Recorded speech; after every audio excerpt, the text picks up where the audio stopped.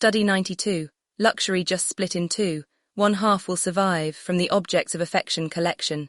The Fissure Point, a PLCFA diagnosis of the Great Luxury Bifurcation at Milan Design Week 2026. For months, OAC's intelligence architecture has monitored a structural fracture forming beneath the surface of the global luxury market. This morning, as Milan Design Week 2026 closes its final day, the fracture has become a chasm. The market has not slowed. It has not been corrected. It has bifurcated, decisively and, OAC argues, irreversibly within the current economic cycle. The language used in mainstream coverage is recovery, selective growth, resilient demand. These are the vocabularies of comfort. They miss the deeper structural reality. A K-shaped luxury world in which capital is fleeing volume, spectacle and algorithmic aspiration, and migrating toward weight, permanence and what OAC has long theorized as material singularity. The bifurcation is not a trend, it is a fissure point, and the market is now living on one side or the other. Retail is heading toward a dramatic bifurcation, not by price point, but by what is allowed to be automated. Search landscape. What the market is actually asking. The following signals are in active growth across Google search in April 2026. They are not theoretical constructs.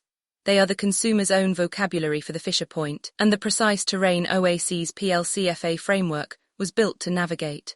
Search signal rising, luxury value vs AI efficiency active query.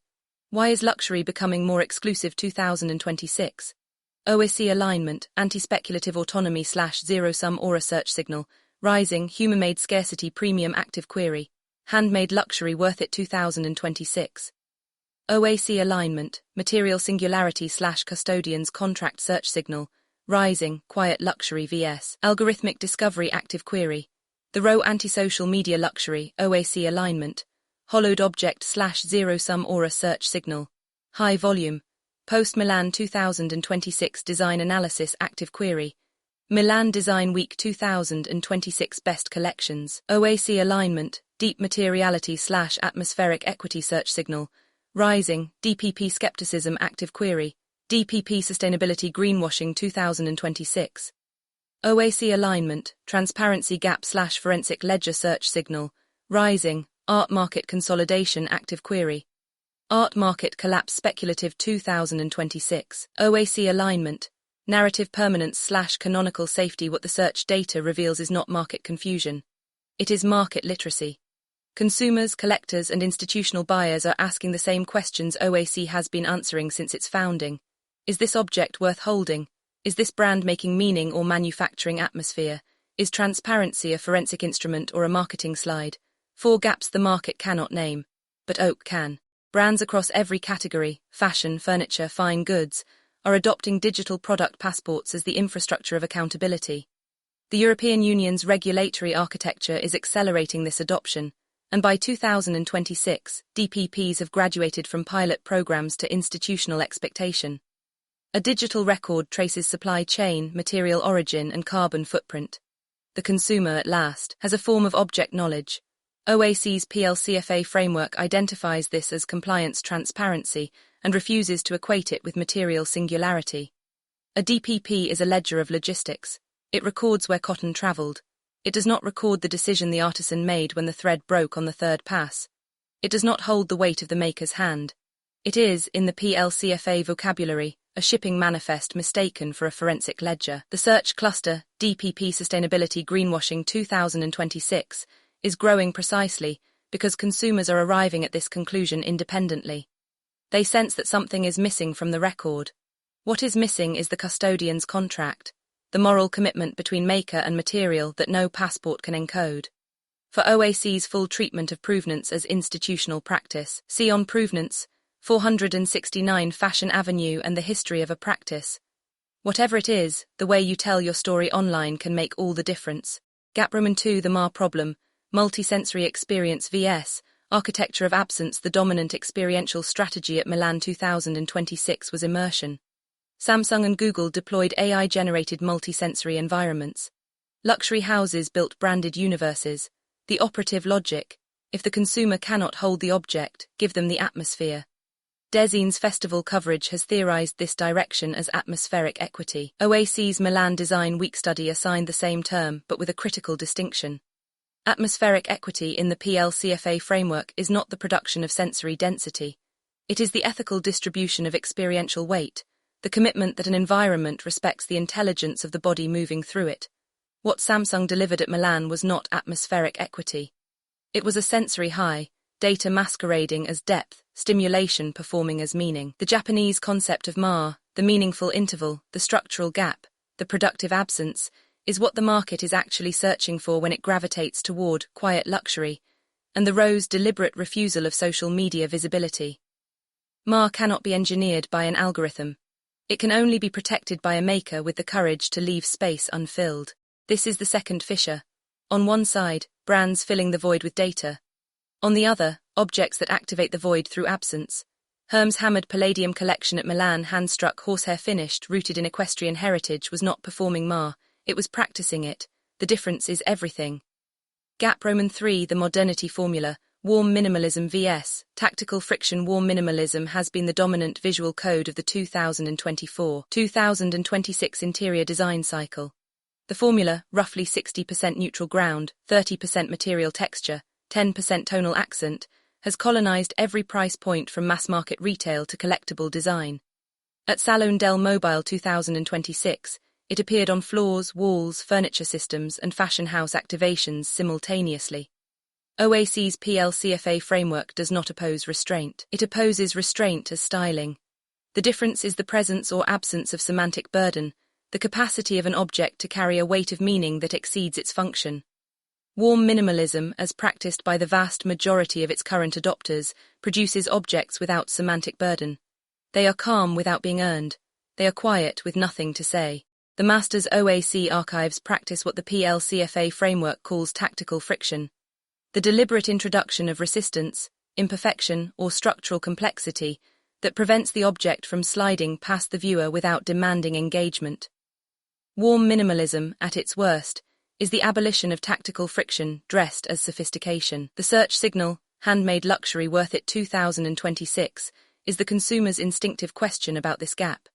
They have been sold the aesthetic of tactical friction without the underlying material contract. OAC's function is to name that betrayal. Gap Roman 4, the bifurcation blind spot, celebrating the mechanism that is hollowing you out. The most dangerous gap is the one the industry cannot see because it is standing inside it. Across Milan 2026, across the luxury earnings reports for Q1, across the trade press coverage of AI-integrated retail and smart supply chains, the dominant posture has been one of optimism. Brands are celebrating efficiency. Consultancies are publishing roadmaps. The industry has looked at the fissure and called it a feature. This is the bifurcation blind spot. The structural inability of a market to recognize that the mechanism it is adopting for growth is the same mechanism accelerating its hollowing. When LVMH invests in AI-driven personalization while simultaneously watching its aspiration tier brand stall, it is not solving a distribution problem. It is deepening a meaningful problem. The algorithm can surface the object. It cannot supply the weight that makes the object worth holding. OAC's PLCFA framework identifies this as active liquidation, the conversion of accumulated aura into operational efficiency, at the cost of the very singularity that justified the brand's premium in the first place. It is not a slow leak. It is a structural trade, and the brands making it are trading from a position they do not yet know they are losing. This is the gap that the PLCFA framework was designed to diagnose most precisely. Not as a provocation, as a warning. The market that cannot name the bifurcation blind spot is the market that will be named by it. What the numbers confirm: the Fissure Point is not an aesthetic argument. It is a capital argument. The data from Q1 2026 confirms a structural migration of value toward objects with provenance density, and away from objects with only volume. Auction market consolidation. Artnet's 2025 data reported a 13% rise in total auction sales against a 20% decline in lot volume. This is not recovery. It is compression, capital concentrating into fewer, higher verifiable objects. The speculative ultra-contemporary segment contracted nearly 70% from its 2021 peak. Collectors are not fleeing the market. They are fleeing the hollowed object. The K-shaped luxury world.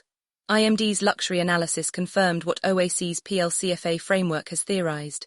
LVMH returned to 1% growth. Kering dropped 10%. Ricky Mont's jewelry houses, anchored in material permanence, gained share over unbranded competitors. The brands winning are those whose objects carry a custodian's contract that the market can feel, even if it cannot name it.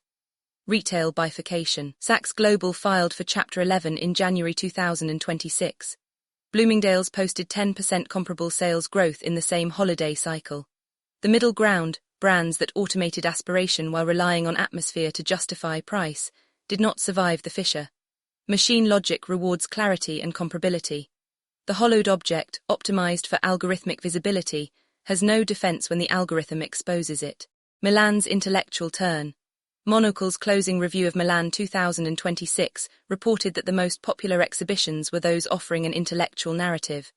Visitors queued for hours to see Polish modernism and the legacy of Jorge Zalsupin. Prada frames interrogated the image as a political and material force.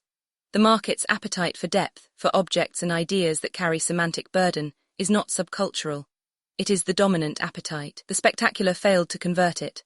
The 2026 Field Registry, Makers at the Fissure Line OAC, identifies 4 practitioners whose work operates precisely at the Fissure Point.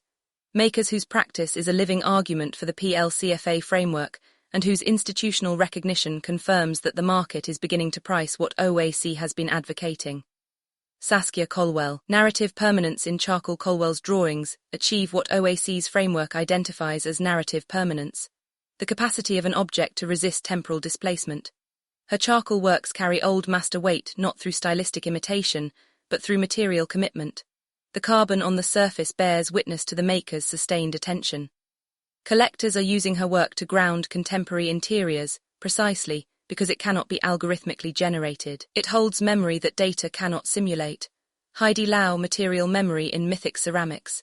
Lau's ceramics use clay as a conduit for what PLCFA calls material memory, the capacity of a worked material to carry the temporal record of its formation.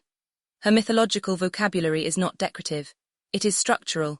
The mythic register is the framework through which the object's relationship to time is made legible. In a market saturated with ceramic objects that perform material intelligence without possessing it, Lau's work is a forensic ledger. Benny Allen, Eber. Atmospheric equity in raw basalt. Allen's hands-on approach to minimalist raw basalt home extensions constitutes an architectural practice of atmospheric equity. The material's geological weight, its refusal to be neutral, introduces tactical friction into domestic space. As a judge for the 2026 Design Awards, Allen's institutional position signals that the critical infrastructure is beginning to formalize what PLCFA has been theorizing, that material is never merely surface. Ming Wang, Eastern Structural Inheritance. Wang's forthcoming exhibition at London's National Gallery arrives at a moment OAC has identified as critical for the Eastern structural inheritance that runs through the PLCFA framework's engagement with Ma, ceremonial energy, and the architecture of absence. The market's designation of this as a transformative year for Asian art, in the OAC reading, is an institutional acknowledgement of what the framework has argued for years, that the structural logic underlying the most durable luxury objects has never been exclusively Western. The PLCFA verdict, which half survives OAC, does not issue market predictions. The institution issues diagnoses.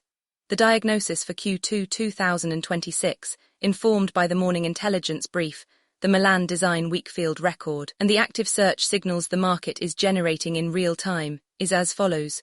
The hollowed object does not survive the Fissure Point.